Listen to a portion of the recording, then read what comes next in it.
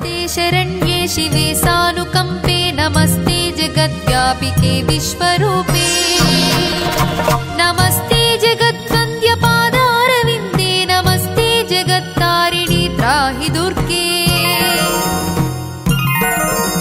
नमस्ते जगच्चिन्त्यमानस्वरूपे नमस्ते महायोगी विज्ञानरूपे नमस्ते नमस्ते सदानन्दरूपे नमस्ते जगत्तारिणी त्राहि दुर्गे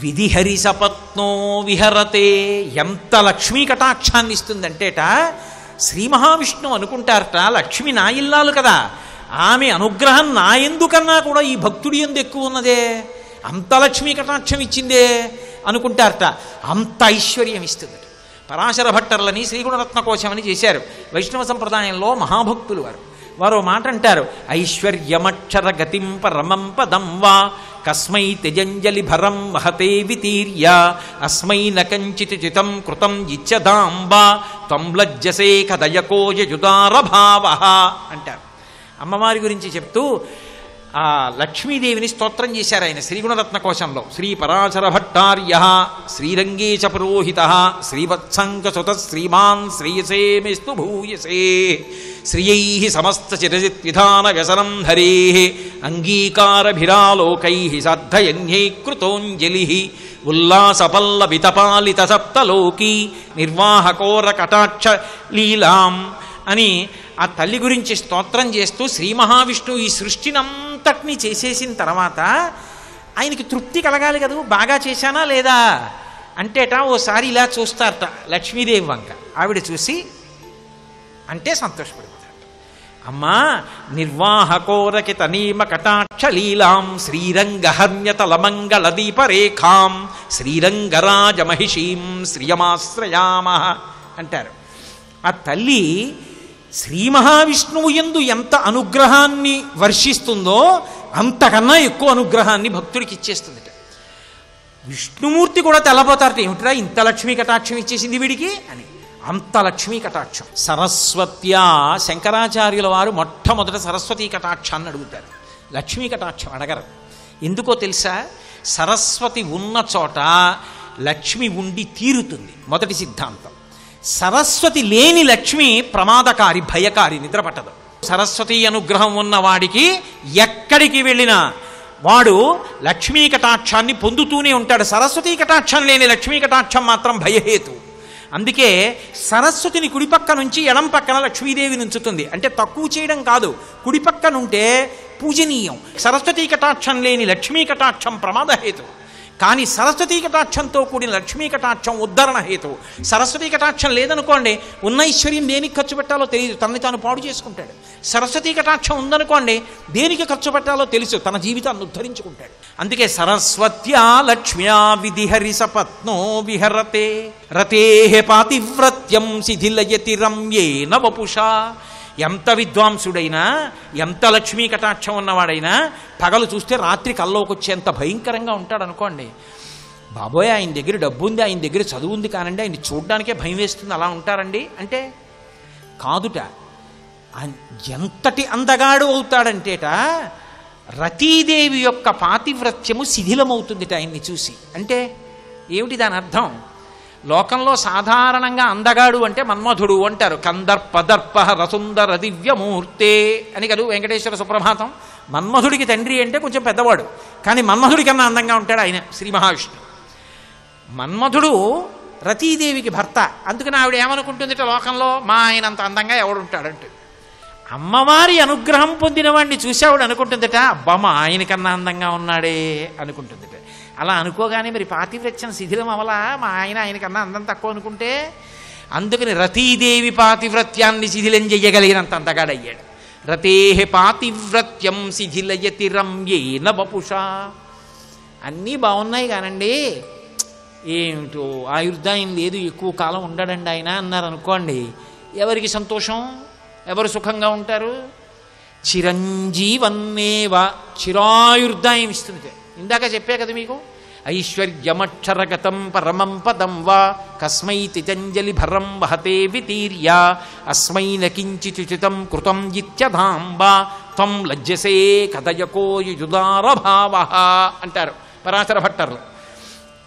ఒక్కసారి అమ్మా అని ఇలా నమస్కారం చేస్తే చాలట.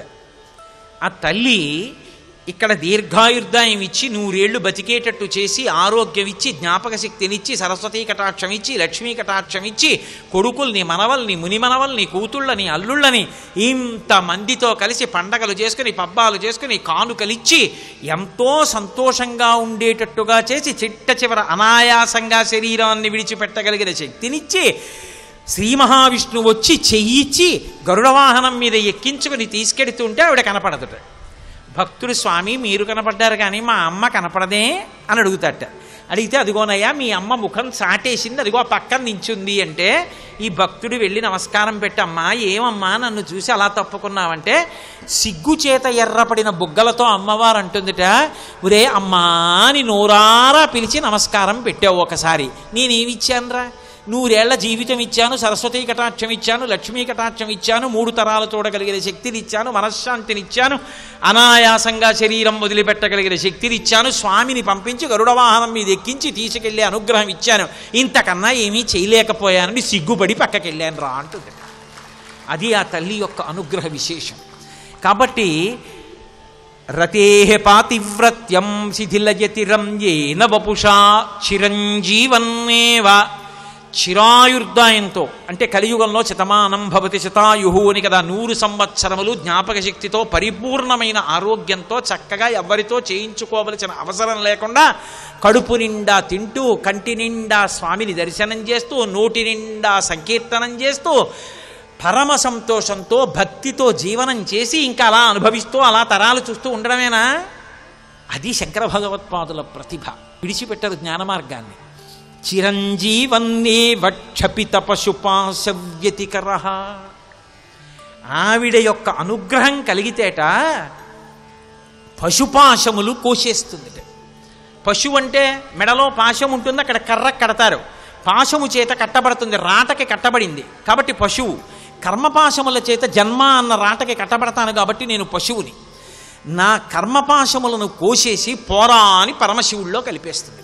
ఇక మళ్ళీ పుట్టవలసిన అవసరం లేని మోక్షం ఇచ్చి అనాయాసేన మరణం వినాదైన్యేన జీవితం, మళ్ళీ పుట్టవలసిన అవసరం లేని మోక్షం.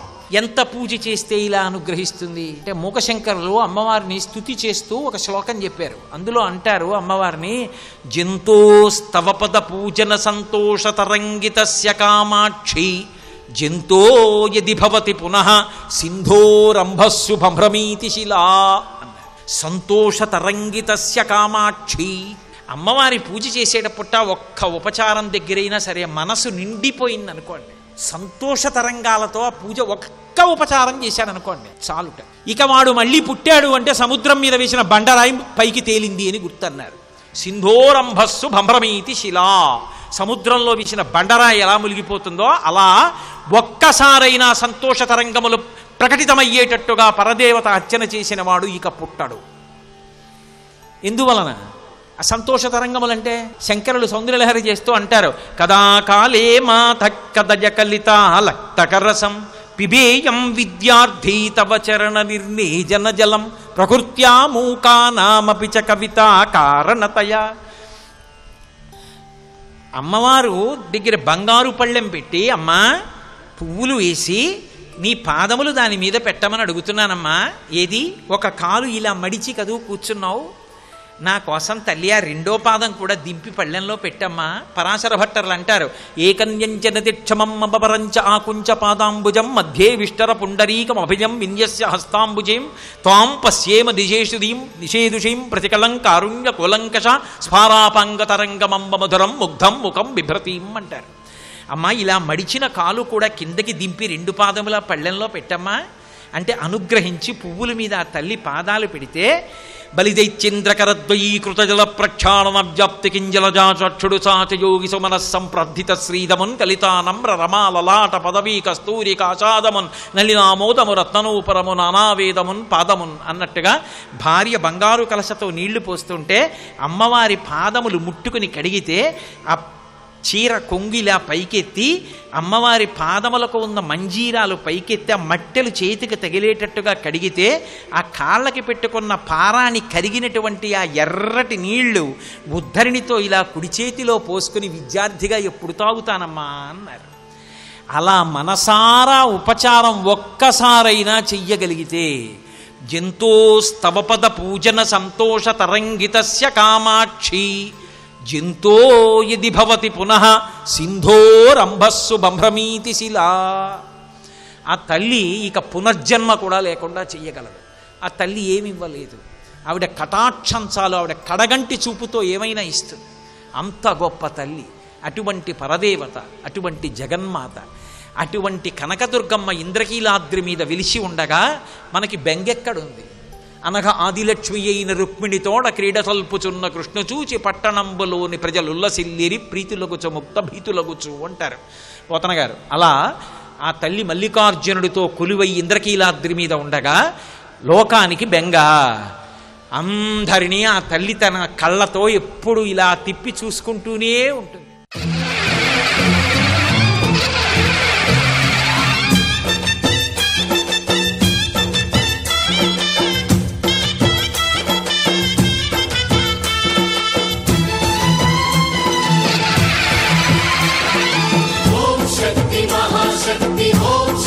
महाशक्ति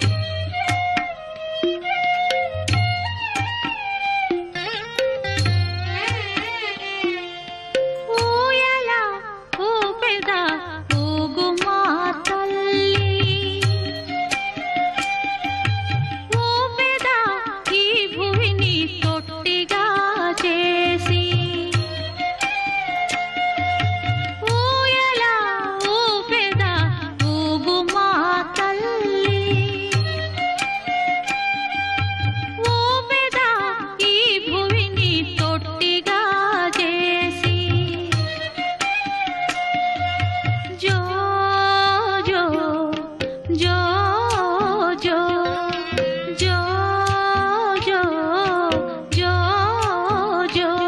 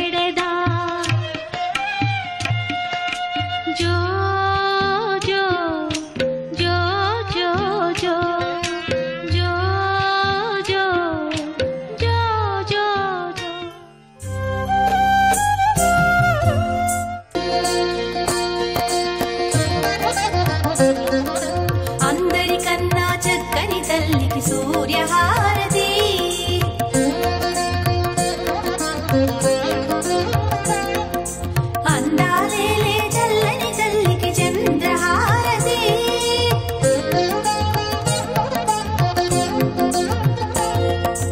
అందరికన్నా చక్కని తల్లికి సూర్యహారతి అందాలేలే చల్లని తల్లికి చంద్రహారతి రౌవల తడుకుల కలకల జ్యోతుల కర్పూర హారతి రౌవల తడుకుల కలకల జ్యోతుల కర్పూర హారతి సకల నిగమ వినుత చరణ శాశ్వత మంగళ హారతి अम्बा नीके दे हारती श्रीराजराजेश्वरी अम्बा नीके दे हारती श्रीराजराजेश्वरी अम्बा नीके दे हारती